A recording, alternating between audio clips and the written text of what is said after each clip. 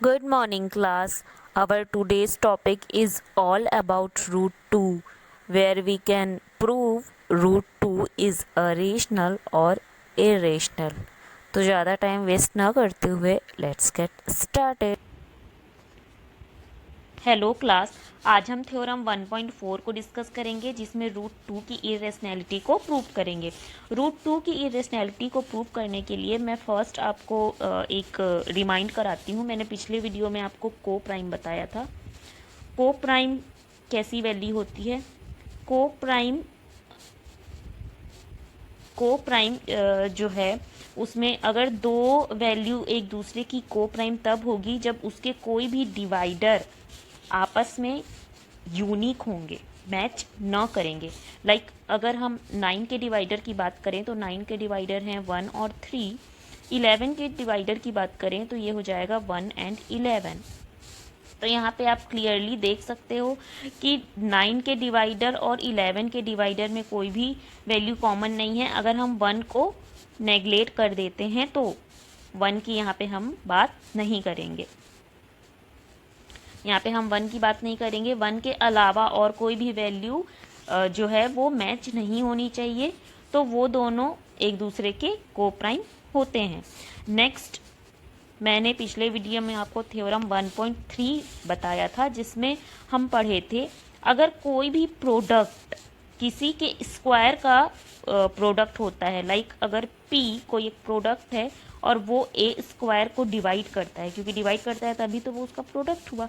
तो P जो है वो कभी भी A स्क्वायर को डिवाइड करता है तो P ऑटोमेटिकली A को भी डिवाइड करेगा, दैट मीन्स वो A का भी प्रोडक्ट होगा।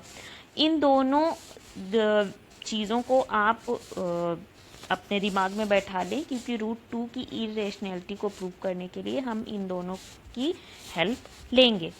नेक्स्ट हम देखते हैं रूट 2 की इरेशनैलिटी को प्रूव करना। तो रूट 2 की इरेशनैलिटी को प्रूव करने के लिए हम रूट 2 को एक रेशनल वैल्यू के रेशनल वैल्यू लेकर के चलते हैं।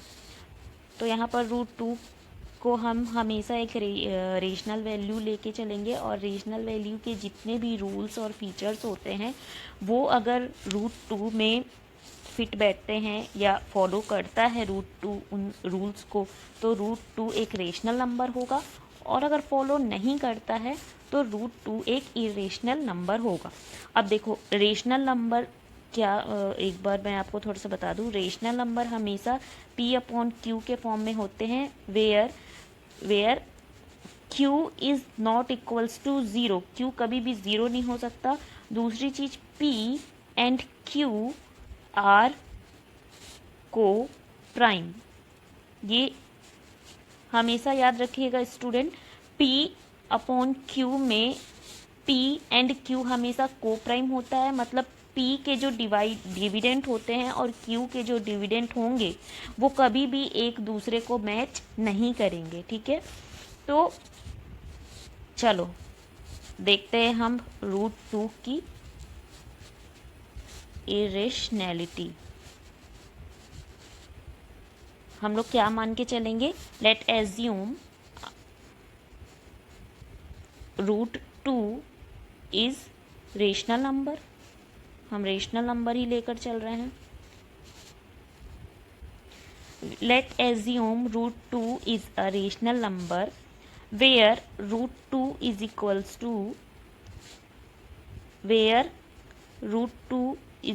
To A/B। क्योंकि अगर रूट 2 एक रेशनल नंबर है तो ऑब्वियसली उसको हम P/Q के फॉर्म में लिख सकते हैं। तो हम उसको लिख दिए A/B। यहाँ से इक्वेशन 1 कर दो आप।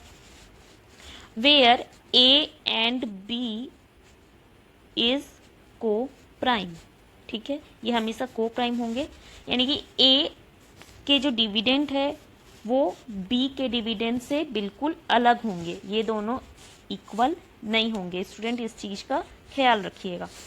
तो root 2 is equals to A/B where A and B is a को प्राइम।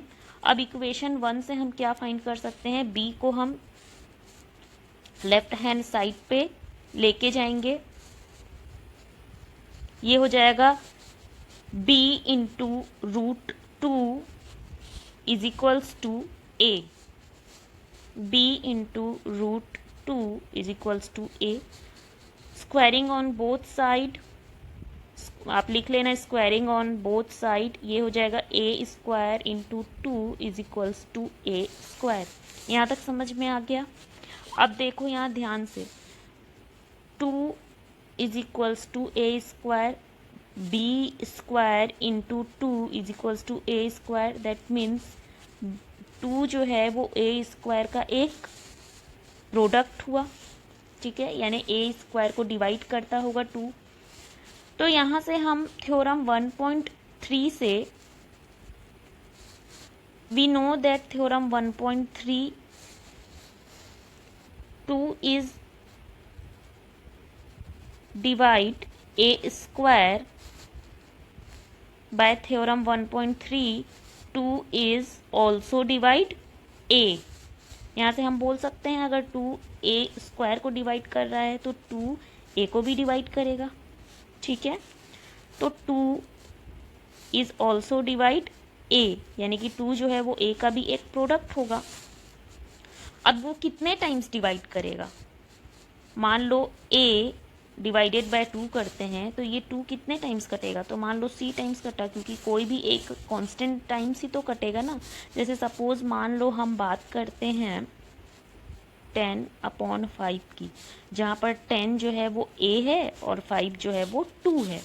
तो 5 10 से कितने टाइम्स कटा, 2 टाइम्स कटा, तो c टाइम्स कटा ना।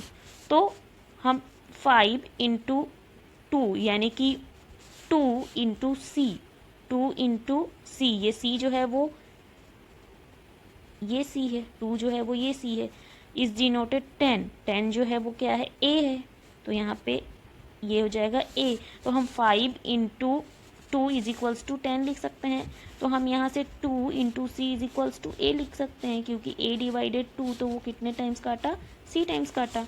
ये बात क्लियर है। अब यहाँ से क्या हो जाएगा, 2c is equals to a, 2c is equals to a। ये क्लियर हो गया आपको। अब देखो स्क्वायरिंग ऑन बोथ साइड करेंगे अगेन, तो ये हो जाएगा 4c is equals to a square, ठीक है। हमने इक्वेशन 1 में देखा था a square is equals to क्या था, 2b स्क्वायर था, तभी तो b जो था 2 जो था वो a स्क्वायर का प्रोडक्ट हुआ था। तो ये हमने ऑलरेडी देखा हुआ था, आप वीडियो पीछे करके एक बार देख लेना, मैंने यहाँ से इरेज कर दिया है, ये हमने ऑलरेडी प्रूफ किया हुआ है, ठीक है। a square is equals to 2b था, तो यहाँ पर a स्क्वायर की वैल्यू को पुट कर देने पर क्या हो जाएगा, 4c is equals to 2b square हो जाएगा, ठीक है। ये क्लियर हुआ। अब देखो क्या होता है, 4c is equals to 2b square, इसमें 2 जो है इस 2 को इससे काट देते हैं, तो यहाँ पे हो जाएगा 2c is equals to b square. यहाँ तक सबको क्लियर है। 2 जो है वो लेफ्ट हैंड साइड पे जाएगा तो डिवाइडेड बाय 2 हो जाएगा, तो ये 2 से ये 2 कैंसिल हो जाएगा। अब 2c is equals to b square हुआ, ये इक्वेशन हम 5th कर देते हैं, या जो भी फर्दर इक्वेशन होगा वो आप डाल देना। अब देखो ये इक्वेशन आ गया हमारा 2c is equals to b square.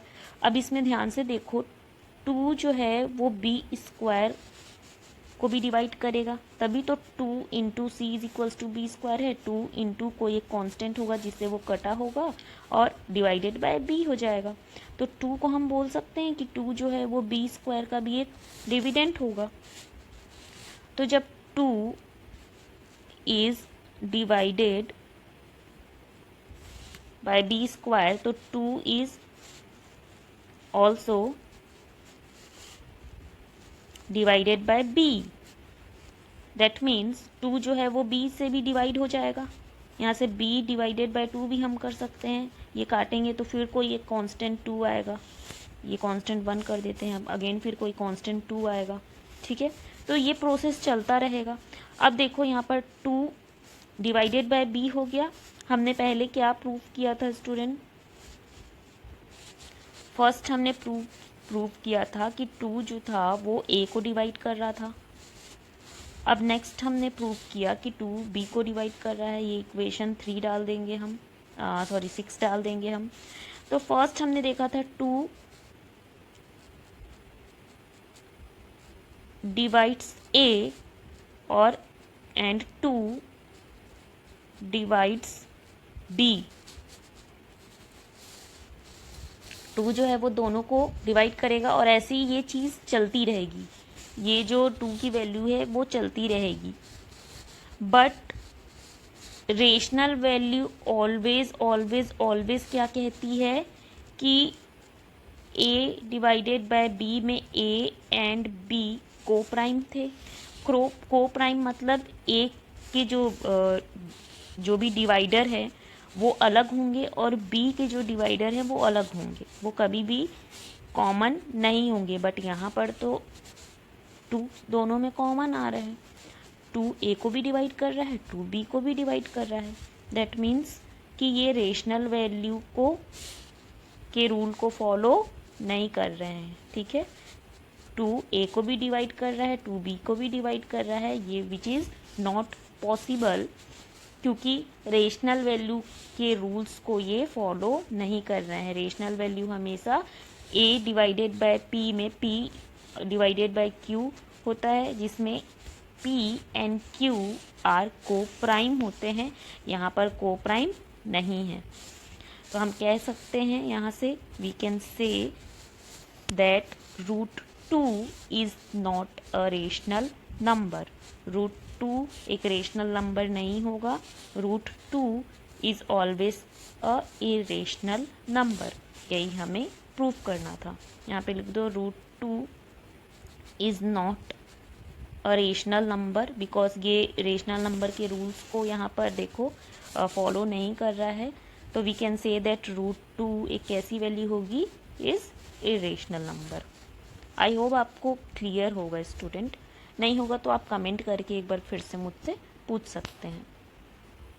Okay, thank. आज के लिए बस इतना ही क्लास।